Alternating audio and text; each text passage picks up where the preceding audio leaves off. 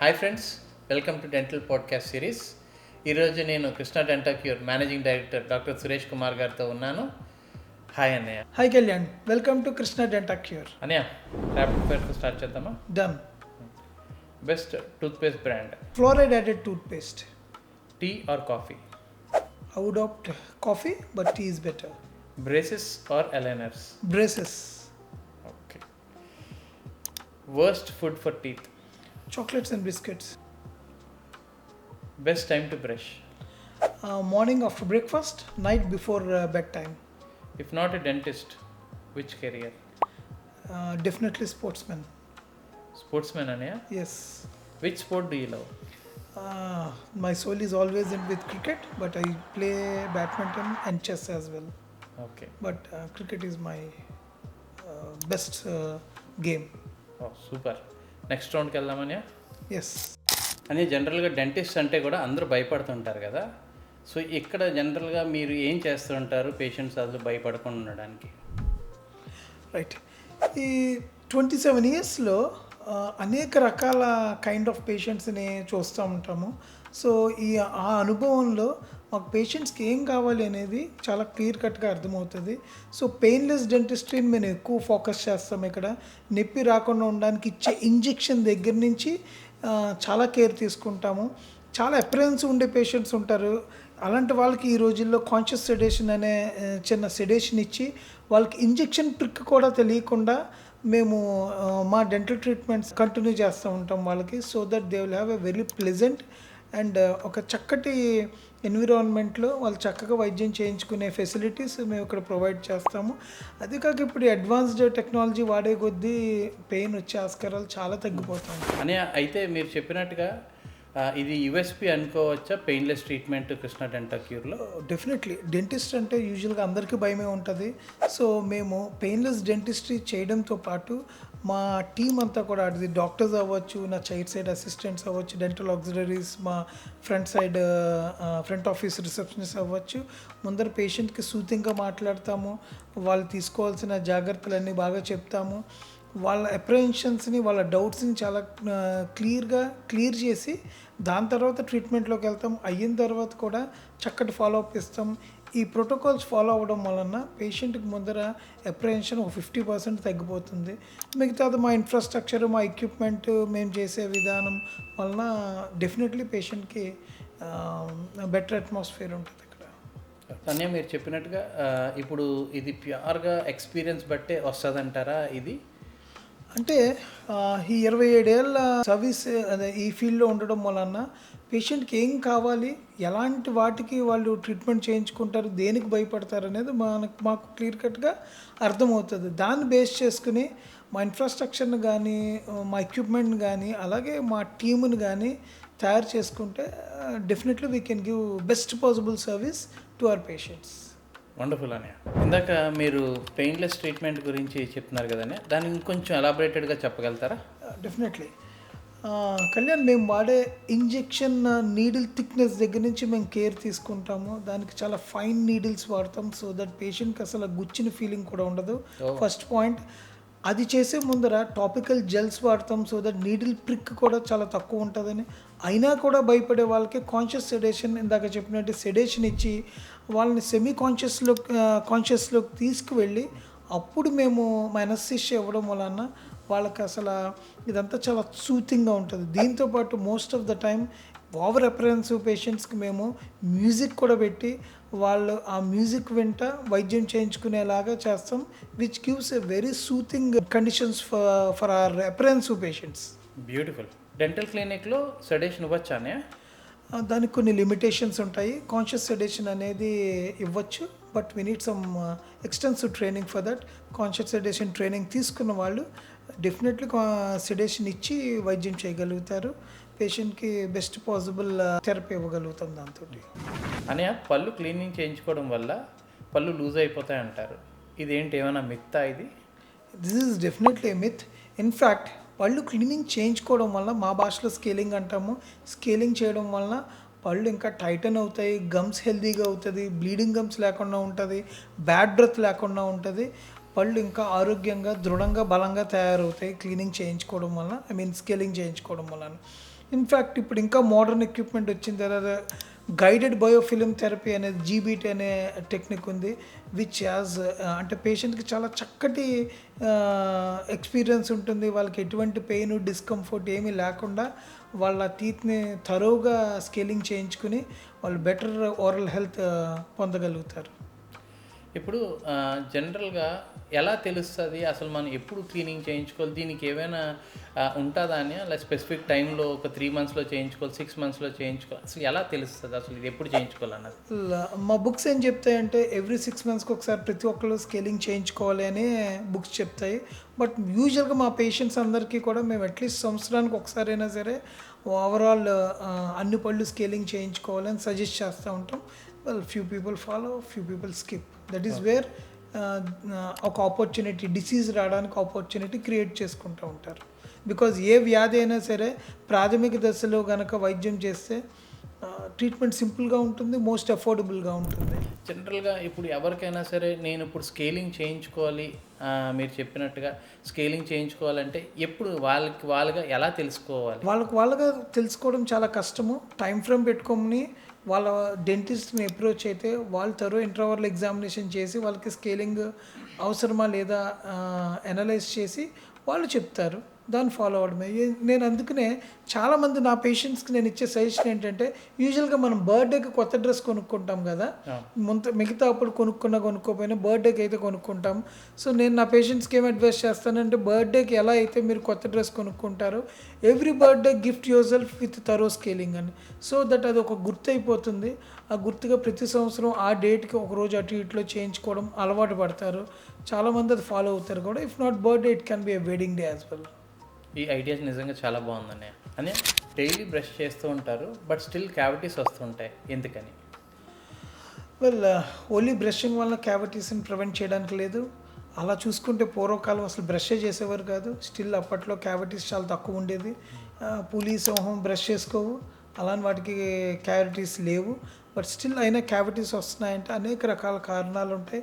అందులో ప్రధానమైనది మన ఆహారపు అలవాట్లు, మన బ్రషింగ్ టెక్నిక్, వాడే బ్రష్, వాడే పేస్ట్, ఎలాంటి ఆహారం మనం మేజర్గా తింటున్నామో అనేది play vital role. Of course genetics ఇలాంటివి చిన్న చిన్న అదర్ కారణాలు కూడా ఉంటాయి. But most of the time మన ఆహారపు అలవాట్లు play vital role in preventing caries. So ఈ క్యావిటీస్ జనరల్గా రాకుండా ఉండాలంటే ఏం చేయాలి? ఫస్ట్ థింగ్, జంక్ ఫుడ్ తగ్గించాలి, కార్బ్స్ బాగా తగ్గించాలి, ప్రోటీన్ రిచ్ ఫుడ్ ఎక్కువ తీసుకోవాలి. ఇవి చెప్పడం ఈజీ కానీ ప్రాక్టికల్గా పాటించడం అందరికీ చాలా difficult. So I would always promote, మీరు ఏదైనా కావాలంటే తినొచ్చు, బట్ మెయింటెనెన్స్ పెంచాలి. ఎవ్రీడే 2 times బ్రష్ చేసుకోవాలి. మంచి పేస్ట్, మంచి బ్రష్, కరెక్ట్ టెక్నిక్లో బ్రష్ చేసుకుంటూ ఉండాలి. And one of the most important thing people avoid, మేము సజెస్ట్ చేసేది ఏంటంటే ఎవ్రీ 6 monthsకి consult your dentist. So that ఒక క్యావిటీ కానీ ఒక డిసీజ్ కానీ ప్రాథమిక దశలోనే ఐడెంటిఫై చేస్తే ట్రీట్మెంట్ చాలా సింపుల్గా క్యూర్ అవుతుంది. సో చాలామందికి టూత్ బ్రష్ ఎన్నాళ్ళకి మార్చాలన్నది చాలామంది సందేహమే. అసలు జనరల్గా ఎన్నాళ్ళు 1 monthకి మారుస్తారా, లేకపోతే 3 months మారుస్తారా? What do you recommend? Tooth brush మార్చే విషయంలో చాలామంది నెగ్లెక్ట్ చేస్తూ ఉంటారు, వాళ్ళకి తెలియక, ఖాళీ లేక, ఫోకస్ లేక. But usually the life span of a tooth brush is for 3 months. 3 నెలల తర్వాత దాని ఎఫిషియన్సీ తగ్గిపోతుంది. బికాజ్ రోజుకి 2 సార్లు చెప్పిన మనం 3 నెలలు బ్రష్ చేస్తే ఆల్మోస్ట్ 180 times బ్రషింగ్ అవుతుంది. దాని ఎఫిషియన్సీ తగ్గిపోతుంది. సో నేను మా పేషెంట్స్కి గుర్తుపెట్టుకోవడానికి 100 days వాడమంటాను. ఆఫ్టర్ 100 days బ్రష్ డిస్కార్డ్ చేయమంటాను. బట్ ఎప్పుడైనా మనకి సోర్ థ్రోట్, కోల్డ్, కాఫ్ లాంటివి వస్తే it is always recommended to change the tooth brush after that. So that బ్యాక్టీరియాను మనం అవాయిడ్ చేయడానికి ఉంటుంది. జనరల్గా ఇంకొక క్వశ్చన్ అనే, జనరల్గా చాలామందికి బ్రష్లో మనకి చాలా రకాలు ఉంటాయి. దాంట్లో హార్డ్ ఉంటుంది, మీడియం ఉంటుంది, సాఫ్ట్ ఉంటుంది. సో ఇది మనకి మనుషులకు ఉండే పళ్ళు బట్టి మీరు రికమెండ్ చేస్తారా, లేకపోతే అది ఎలానే? చాలామందికి వాళ్ళ డెంటిషన్ బట్టి, వాళ్ళ అక్లూజన్ బట్టి కూడా బ్రష్ ఒక్కొక్కసారి మార్చాల్సి వస్తూ ఉంటుంది. But most of the time we would recommend a soft brush, because hard brush వలన పళ్ళు అరిగిపోయే ప్రమాదం ఉంటుంది. Hard brush is not at all recommended these days. Soft brush ఏదైనా సరే మనం చక్కటి టెక్నిక్ వాడితే డెఫినెట్లీ మన ఎనామిల్ అరగకుండా ఉంటుంది. ఓకే, ఏ ఏజ్ గ్రూప్ వాళ్ళకైనా మీరు సాఫ్ట్ బ్రష్ మంచిదంటారా? Yes, I would personally recommend a soft brush for everybody. Okay. అందులో మళ్ళీ అల్ట్రాసాఫ్ట్ కూడా ఉంటుంది. వాళ్ళ నోటి పరిస్థితిని బట్టి అవసరమైతే అల్ట్రాసాఫ్ట్ అలాంటి బ్రషెస్ అడ్వైస్ చేస్తాం. అనే ఈ మధ్యన యాడ్స్లో చూస్తున్నాము అల్ట్రాసోనిక్ బ్రషెస్ అంటే ఎలక్ట్రిక్ బ్రషెస్ ఉంటున్నాయి. అవి ఏంటనే వాటి గురించి? అది those are motor driven brushes. చాలామంది యూజువల్గా యూఎస్లో అంతా కూడా చాలామంది వాడుతూ ఉంటారు. బట్ ఐ వుడ్ యూజువలీ చేత్తో కన్నా చేత్తో బ్రష్ చేయడం is always recommended. But still కొంతమంది వాడుకుంటారు. ఐ వుడ్ యూజువల్గా ఫిజికలీ ఛాలెంజ్డ్ పిల్లలకి నేను అల్ట్రాసోనిక్ బ్రష్ అడ్వైస్ చేస్తూ ఉంటాను. సో దట్ వాళ్ళ పేరెంట్స్ బ్రష్ చేయాల్సి వస్తుంది కాబట్టి అది ఈజీగా ఉంటుందని మనకి ఎప్పుడు చేత్తో బ్రష్ చేసుకోవడమే బెటర్ అని నా పర్సనల్ అభిప్రాయం. అని టాప్ 5 బ్యాడ్ హ్యాబిట్స్ చెప్పగలుగుతారా? The first one goes to improper brushing or రెండో పూట బ్రష్ చేయడం నెగ్లెక్ట్ చేయడము. రెండోది చాలామంది మనం గమనిస్తే టూత్ పిక్స్ వాడుతూ ఉంటారు. Absolute bad habit. Tooth pick వాడిన ప్రతి మనిషికి డెంటిస్ట్ అవసరం పడుతుంది. Then nail biting. కొంతమంది టెన్షన్ వచ్చినప్పుడు గోళ్ళు కొరుకుతూ ఉంటారు. ఫ్రంట్ పళ్ళు ఒక అమెరికా దెబ్బతినే ఛాన్స్ ఉంటుంది. ఫ్రంట్ పళ్ళు ఎడ్జెస్ పాడే ఆపర్చునిటీ ఉంటుంది. సో నెయిల్ బైటింగ్ కూడా నాట్ గుడ్. చాలామంది మనం చూస్తాం బాటిల్స్ నోట్తో ఓపెన్ చేస్తూ ఉంటారు. అది చాలా తీవ్ర ఇబ్బందులు కలగజేసే ఛాన్స్ ఉంటుంది. Should never open bottles with teeth. అలాగే రెగ్యులర్గా డెంటిస్ట్ దగ్గరికి వెళ్ళరు, రెగ్యులర్ డెంటల్ చెకప్స్ చేయించుకోరు. అది కూడా I would consider it as a bad habit. జనరల్గా టూత్ పిక్స్ వాడకూడదని మీరు చెప్తున్నారు కదండి. జనరల్గా తినేటప్పుడు పళ్ళ మధ్యలోకి వాటిలోకి వెళ్ళిపోతుంది. So do we have any other alternative? Tooth పిక్స్కి ఆల్టర్నేటివ్ ఇంటర్డెంటల్ బ్రషెస్ అని ఉంటాయి, ఫ్లాస్ అని ఉంటుంది. అవి వాడుకుని మన పంటి మధ్యన, రెండు పళ్ళ మధ్యన కానీ పంటి మధ్యన కానీ ఏదైనా ఇరుక్కుంటే ఫుడ్ డెబ్రిస్ తీయడానికి వాడుకోవాలి. దీనివల్ల పన్ను కానీ దాని చుట్టూరా ఉండే గమ్స్ కానీ దాని కింద ఉన్న బోన్ కానీ ఎటువంటి డ్యామేజ్ జరగకుండా మనకి ఇరుక్కున్న ఫుడ్ని బయటికి తీసేయచ్చు. వేరే టూత్ పిక్ వాడడం వలన మన గమ్ ఇన్ఫెక్ట్ అయ్యి యాప్సిస్ ఫామ్ అయ్యి ఇన్ఫెక్షన్ క్రియేట్ అవ్వడానికి ఛాన్సెస్ చాలా ఎక్కువ. సో ఇవన్నీ బయట ఎక్కడైనా దొరుకుతాయని మీరు? ప్రతి డెంటిస్ట్ దగ్గర ఇప్పుడైతే ప్రతి మెడికల్ షాప్లోని ఇవన్నీ అవైలబిలిటీలో ఉంటాయి. ఓన్లీ థింగ్ మనకి అవేర్నెస్ కావాలి. That is why frequent dental విజిట్కి సంవత్సరానికి ఒకసారి 2 సార్లు వెళ్తూ ఉంటే definitely dentist will definitely explain them the importance of using a tooth pick or doing flossing on day to day basis. నాకు ఒక డౌట్ ఉందనే ఎప్పటి నుంచో. యాక్చువల్లీ టూత్ పిక్స్ వాడితే పళ్ళు దూరం అవుతాయా? పళ్ళు దూరం అవ్వడం కన్నా కూడా పంటి మధ్యన ఖాళీలు పుచ్చులు పెరగడానికి స్కోప్ ఉంటుంది. గమ్ ఇన్ఫెక్షన్ వలన బోన్ ఎరగడానికి స్కోప్ ఉంటుంది. అనేక రకాల ప్రాబ్లమ్స్ ఈ టూత్ పిక్ క్రియేట్ చేస్తుంది. టూత్ పిక్ వాడడం అనర్థం. అది ఎట్టి పరిస్థితుల్లో దాన్ని వాడకుండా ఉండాలి. బట్ స్టిల్ రెస్టారెంట్స్ పెడతారు, అందరూ వాడుతూనే ఉంటారు. నేను చాలామందికి రికమెండ్ చేస్తూనే ఉంటాం టూత్ పిక్ అవాయిడ్ చేయమని. అసలు రెస్టారెంట్స్లో కూడా పెట్టడం అవాయిడ్ చేయాలి to have a better dentition. అని చాలామంది జ్ఞానదంతాలతో బాధపడుతూ ఉంటారు. Can you add some light on it? అసలు ఈ జ్ఞానదంతాలు మనిషికి జ్ఞానోదయం అయ్యే వయసులో వస్తాయి కాబట్టి వీటిని జ్ఞానదంతాలు అంటారు. ఇవి 4 ఉంటాయి, పైన 2 కింద 2. But most of the time జ్ఞానదంతాలు బయటికి రావడానికి సరిపడా స్పేస్ లేక అవి రాకుండా ఇరుక్కుపోయి ఆ టైంలో పేషెంట్స్ కొంతమందికి ఇబ్బంది కలుగుతూ ఉంటుంది. మోస్ట్ ఆఫ్ ద టైం జ్ఞానదంతాలు తీసేయాల్సి వస్తుంది కూడా. యుఎస్ లాంటి అడ్వాన్స్డ్ కంట్రీస్లో అయితే అవి రాకముందరే సర్జరీ చేసి జ్ఞానదంతాలు తీసేస్తూ ఉంటారు. సో దట్ ఫ్యూచర్లో వచ్చే కాంప్లికేషన్ని ఇప్పుడే రాకుండా చేసుకునే విధంగా వాళ్ళు చేస్తూ ఉంటారు.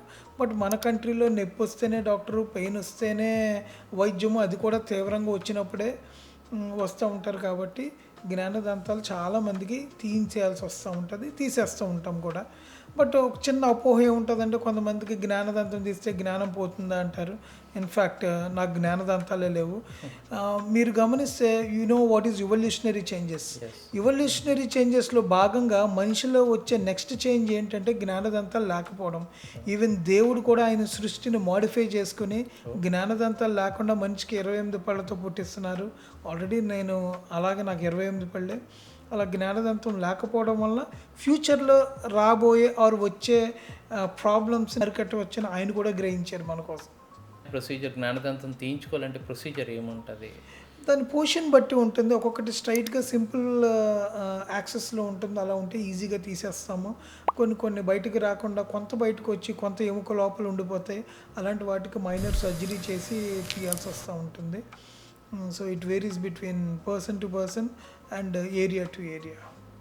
అందరికీ సేమ్‌గా ఉండవు. సర్జరీ అంటే జనరల్‌గా ఇదేమైనా హాస్పిటల్ అట్లా ఏమైనా అడ్మిట్ అవ్వాల్సి ఉంటదనా? లేకపోతే ఇదేమైనా సింపుల్ ప్రొసీజర్‌లో అయిపోతదా? హాస్పిటల్ అడ్మిట్ అవ్వాల్సినంత అవసరం డెఫినెట్లీ ఉండదు మోస్ట్ ఆఫ్ ద టైమ్. చాలా సింపుల్ లోకల్ ఎనస్థీషియా ఇచ్చి మేము చిన్న మైనర్ సర్జరీ ద్వారా ఆ జ్ఞానదంతాన్ని తీసేస్తూ ఉంటాం. దానికి డిఫరెంట్ టెక్నిక్స్ ఉంటాయి. పేషెంట్ ఒక నోటి పరిస్థితి అంటే జ్ఞానదంతం యాంగిల్ని బట్టి ఆ సర్జికల్ ప్రొసీజర్ చేసి తీసేస్తూ ఉంటాం.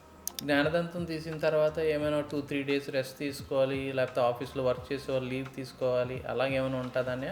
లేకపోతే వాళ్ళు నార్మల్గా వాళ్ళ వర్క్ వాళ్ళు చేసేసుకోవచ్చా మనం తీసేసిన తర్వాత జ్ఞానదంతం? జ్ఞానదంతం తీసే పరిస్థితిని బట్టి ఉంటుంది. కొన్ని బాగా ఇన్ఫెక్ట్ అయిన కేసెస్ ఉంటాయి. వాటికి 1 or 2 days రెస్ట్ తీసుకోవాల్సిన అవసరం ఉంటుంది. లేకపోతే యూజువల్గా 1 day is fair enough period to recover. But still I would recommend 1 to 2 days కొంచెం ఫ్రీ పెట్టుకోమని సజెస్ట్ చేస్తూ ఉంటాం. సో, చాలామందికి మేము వీకెండ్స్లో సర్జరీస్ ప్లాన్ చేస్తూ ఉంటాం. సో దట్ సాటర్డే సండేస్ కానీ ఆర్ సాటర్డే ఈవినింగ్ నుంచి మండే దాకా వాళ్ళకి టైం దొరుకుతుంది రికవరీ. గోల్డెన్ అడ్వైస్ మీరు ఏం చెప్తారు యూత్కి, చిల్డ్రన్కి, పేరెంట్స్కి? ఫస్ట్ చిల్డ్రన్కి వస్తే చిన్నప్పటి నుంచే మనం ఏది అలవాటు చేసుకుంటే మనకు అదే అలవాటు అవుతుంది. ఫర్ ఎగ్జాంపుల్ మన ఇంట్లో ఫస్ట్ కూరన్నం, తర్వాత పప్పన్నం, తర్వాత పెరుగన్నం అలవాటు చేశారు. అదే కంటిన్యూ చేస్తూ ఉంటాం. అలాగే చిన్న వయసు నుంచే 2 పూట్ల బ్రషింగ్ అలవాటు చేసుకుంటే ఫ్యూచర్లో అనేక రకాల డెంటల్ డిసీజెస్ వాళ్ళు రాకుండా చూసుకోవచ్చు. ఆల్మోస్ట్ డెంటిస్ట్ అవసరం చాలా వరకు తగ్గిపోతూ ఉంటుంది. As you know prevention is better than cure అంటారు. సో అలా 2 పూట్ల బ్రష్ చేసుకోవడమే గోల్డెన్ రూల్. చిన్నప్పుడు అలవాటు చేసుకుంటే అంతకన్నా అద్భుతం ఇంకోటి ఉండదు. సో ప్రతి చిల్డ్రన్ ఆ ఏజ్లో అలవాటు చేసుకో. యూత్కి కూడా 2 times బ్రష్ చేసుకోమని సజెస్ట్ చేస్తాను. దాంతోపాటు కొంచెం రెగ్యులర్గా డెంటిస్ట్ని కలవండి. మాల్ అలైన్మెంట్ అలాంటివి ఏమైనా ఉంటే ఆ ఏజ్లో ఆర్థోడాంటిక్ ట్రీట్మెంట్ రిజల్ట్స్ చాలా బాగా వస్తాయి. అలాగే వాళ్ళ డైట్ చెక్ చేసుకోవాలి. కేరీస్ లాంటివి ప్రాథమిక దశలో ఐడెంటిఫై అయితే ఆ స్టేజ్లో ఫిల్లింగ్ చేసుకుంటే చాలా ట్రీట్మెంట్ సింపుల్గా అయిపోతుంది. లాంగ్ టర్మ్లో పళ్ళు పాడవకుండా ఉంటాయి. పేరెంట్స్కి ఏం చెప్తారనే? Parents most of the parents role model కింద ఉంటారు వాళ్ళ పిల్లలకి. వాళ్ళ వృత్తిరీత్యా అనేక రకాల, ఫర్ ఎగ్జాంపుల్ నేను డాక్టర్ని, మా పిల్లలు డాక్టర్ అవ్వాలనుకుంటారు. Seeing the dad as a role model. అలాగే ఓరల్ హైజీన్ దగ్గరికి వచ్చేసరికి పేరెంట్ కనుక 2 times బ్రష్ చేసుకుంటూ ఉంటే పిల్లలు కూడా దాన్ని మోడల్ కింద తీసుకుని వాళ్ళు దాన్ని అలవాటు చేసుకుంటారు. So parent play vital role in making the children brushing twice a day. అలాగే ఇందాక నేను చెప్పినట్టు పిల్లల్ని ఎవ్రీ డిఫరెంట్ స్టేజ్లో కనుక డెంటిస్ట్ దగ్గరికి తీసుకువెళ్ళి అక్కడే చెకప్ చేయించి మైనర్ ప్రాబ్లమ్స్ ఉన్నప్పుడే కరెక్షన్స్ చేయడం అలవాటు చేసుకుంటే లాంగ్ టర్మ్లో డెంటల్ ప్రాబ్లమ్స్ వీలైనంత తక్కువ ఉండేలాగా చేసుకోవచ్చు. అనియా, థ్యాంక్ యూ సో మచ్ అనియా. నాకుండే చాలా డౌట్స్, చాలా మిత్స్ ఇవన్నీ కూడా ఉన్నాయి కదా, ఇవన్నీ కూడా చాలా ఓపిక్గా మీరు అన్నీ కూడా మాకు క్లియర్ చేశారు. మంచి డెంటల్ నాలెడ్జ్ అన్నది నాకు అందరికీ కూడా షేర్ చేశారు. థ్యాంక్ యూ సో మచ్ అనియా. You welcome.